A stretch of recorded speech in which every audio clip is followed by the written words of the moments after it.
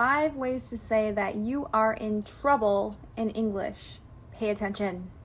You're screwed. You're in hot water. You're in a pickle. You're in a jam. You're toast. Now follow me for my English tips or your toast. What does it mean when an English speaker says they are thinking about something in the back of their mind? Let me explain.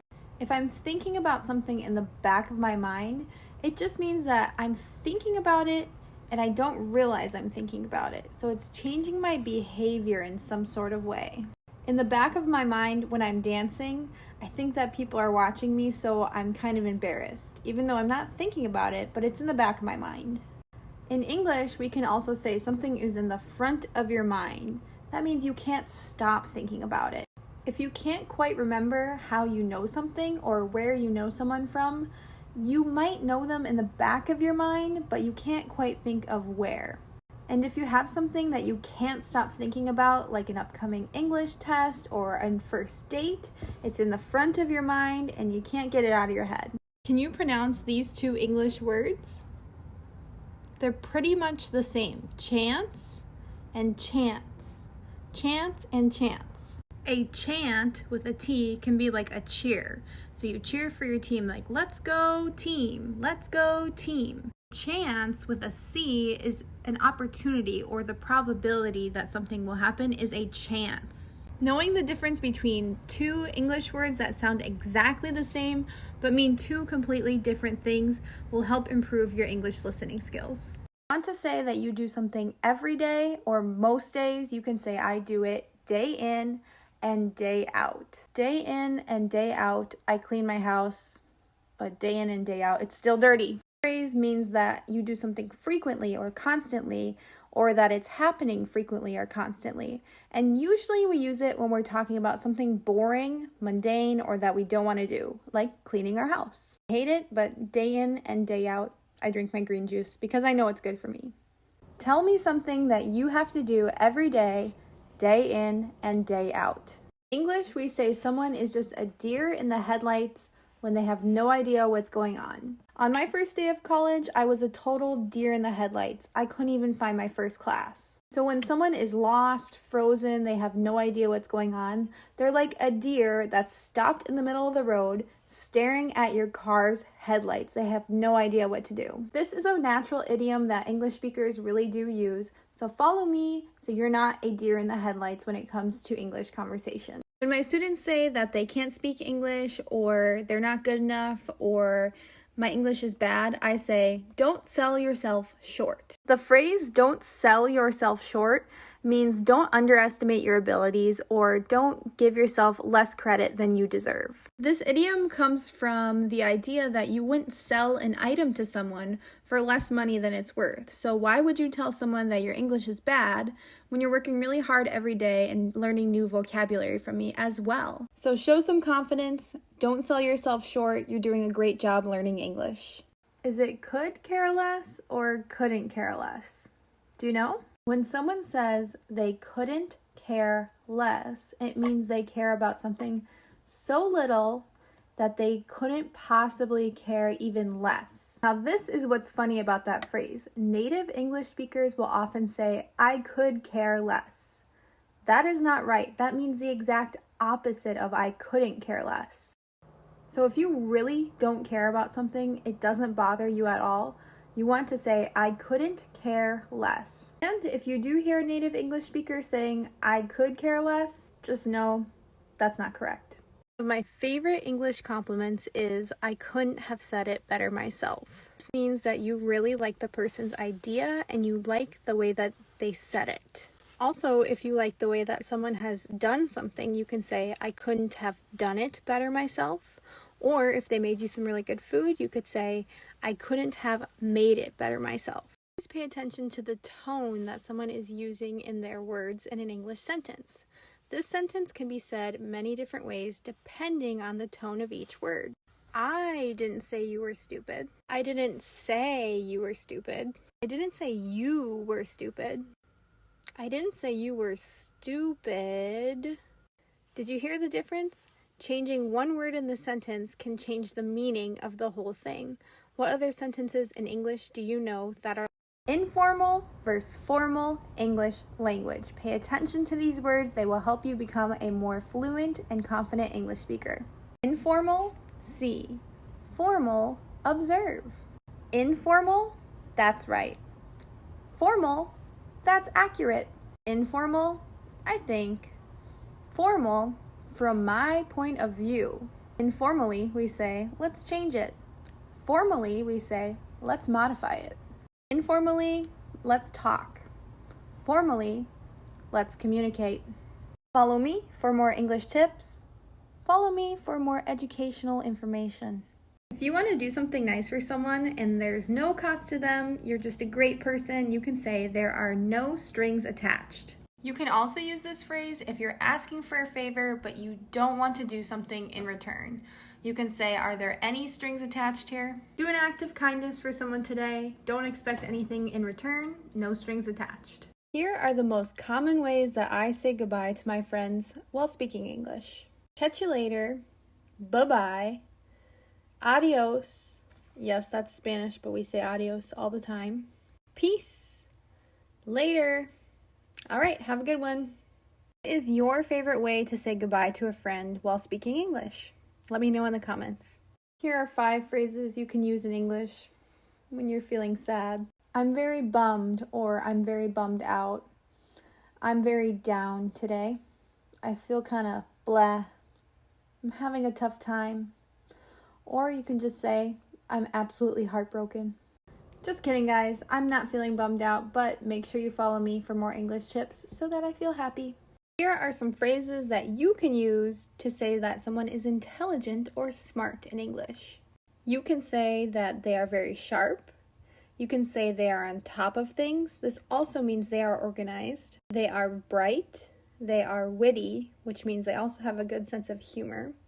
They are clever, or they are a total genius if they're really smart. Won't and want. Won't is a contraction or a shortened version for will not. I won't do it. It's kind of confusing because usually contractions are pretty obvious, like can't is can not. Some people actually confuse won't and want together as well. Won't you be my friend or want to be my friend? Correct phrase is, do you want to be my friend? So make sure you only use the word won't if you mean will not. More English phrases that you can tell someone when you need them to wait or be patient. You can say, patience is a virtue, which means patience is a good quality to have. If you want to show a little attitude, you can say, hold your horses. If someone is trying to speed up the process of something too much, say one step at a time. Finally, if someone is not willing to wait for a lot of work to be done, say Rome wasn't built in a day. 5 phrases you can use to describe someone who is the boss. First, you can say that the person who is in charge is the boss. If they are the boss, they are in charge. Whoever is the boss runs the show. Who's calling the shots? This means that the person is the boss if they're calling the shots. If you really want to be sarcastic, you can call your boss your fearless leader. The last one I have for you is incredibly informal. Whoever is the boss is the head honcho. What other words do you know that you can call the boss? Don't make time to study English every single day. Your vocabulary will just fall by the wayside.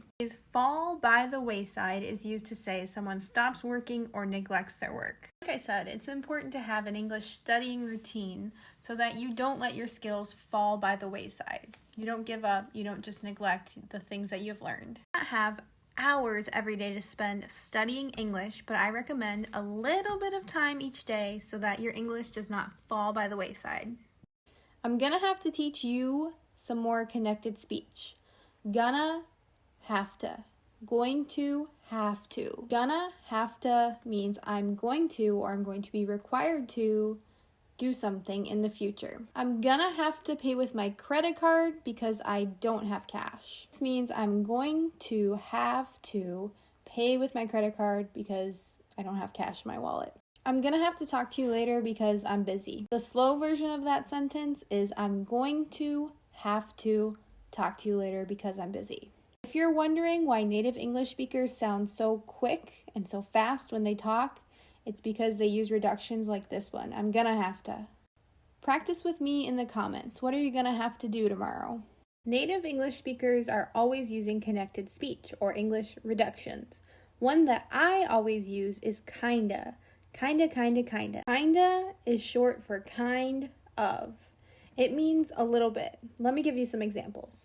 I'm kind of tired. I'm kind of hungry. Do you want to eat lunch? That's kind of funny.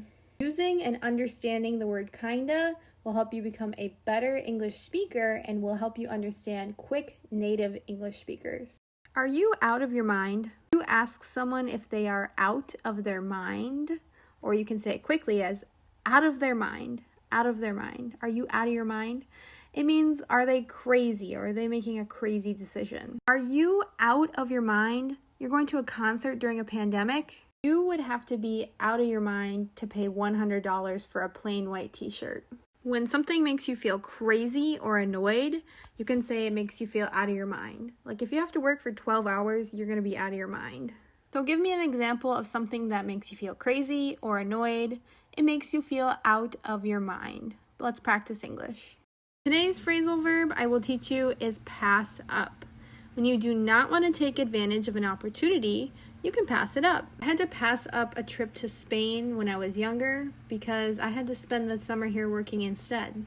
If someone passes you up, it means they did not pick you for a job opportunity or some other opportunity. One time I got passed up for a teaching job because I do not speak French and they were looking for someone who spoke French. Add this phrasal verb to your English vocabulary and tell me, when is a time that you got passed up for something? Are you fluent in English or do you know just enough to get by? The phrasal verb that we'll work on today is get by or to get by. You make just enough money to get by. It means you can pay your bills, but you won't be buying anything extra like a Netflix subscription or new clothes. A few years ago, I visited Nicaragua and I had just enough Spanish to get by. This means that I could tell people what food I wanted, I could ask how much it costs, I could even say I'm from the United States, but I couldn't have a very in-depth conversation. So am I fluent in Spanish? No. But do I get by? Yes. Today I want to teach you about two really interesting English phrases that sound the exact same, but because of the spelling mean two different things. We have peace of mind and peace of mind. So when we use this spelling, we say we're going to give someone a piece of our mind. Now, literally not a piece of our brain, but we're going to give someone our opinion by telling them it, and it's going to be harsh or it's going to be angry. Now, for this spelling right here, you are going to have peace of mind. If you are worried about someone, maybe a family member, and you call them and you find out they are okay, they are very happy, now you are worry-free and you have peace of mind. You are very content if you have peace of mind. So now you know the difference between being angry and telling someone your opinion, giving them a piece of your mind, and just being worry-free, very content, and having peace of mind. Watching movies and reading are going to work on different skills. So reading is going to be, written English, vocabulary, and then movies is going to be your listening skills along with vocabulary and things like that. I want to emphasize that watching movies and TV shows can be really easy, but reading books is a fabulous way to improve your vocabulary because you're going to be able to slow down and understand the context of the word you're learning better. There are 24 hours in a day, but I still feel like I'm always running out of time to get everything done. The phrasal verb that I used in my sentence today is run out. This is a useful phrasal verb when you don't have anything left to use.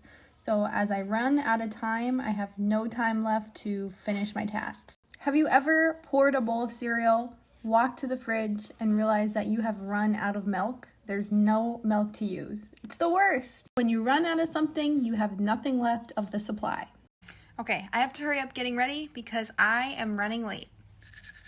The phrasal verb I'll teach you today is to run late. If you are running late, it means that you're telling the person you're going to arrive later than the time that you need to be there. I personally hate being late.